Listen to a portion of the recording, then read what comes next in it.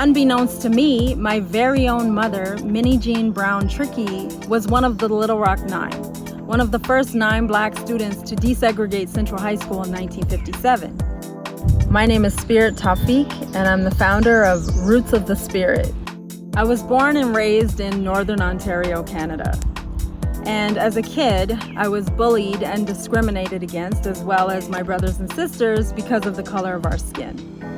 Unbeknownst to me, my very own mother, Minnie Jean Brown Trickey, was one of the Little Rock Nine, one of the first 9 Black students to desegregate Central High School in 1957. She didn't tell her children this because it was too painful, and the nation had not acknowledged that it happened on a grand scale.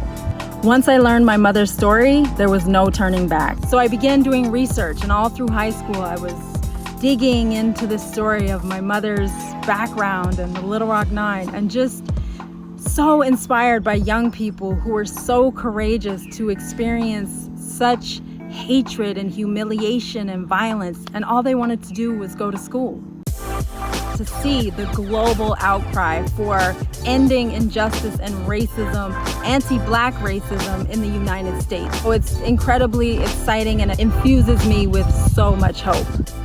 I see the Black Lives Matter movement as a continuum, but in this moment in time, there are so many people who are really eager to begin the lifetime commitment to learn about our interconnected history and also our path to this moment and how they can play a role in uprooting racism. Right now, there's a consciousness shift. People are awakened to the fact that racial injustices have been happening in this country for over 400 years. I created the Roots of the Spirit podcast as a platform to have honest conversations about identity, race, racism, and social justice. A few of my notable guests are 1, my mother, Minnie Jean Brown Trickey; Jane Elliott, who is an iconic educator who rolled out the Brown Eyes, Blue Eyes exercise in her 3rd grade classroom; and Jason Ward, who is a Black birder who spoke so colorfully about his passion for birds and the outdoors, and racism and discrimination are a part of his experience. One of my guests, Dr. Todd Allen, who is quoting Dr. Terrence Roberts, who is one of the Little Rock Nine, saying that you can't have honest conversations about race and racism unless we have an informed historical perspective.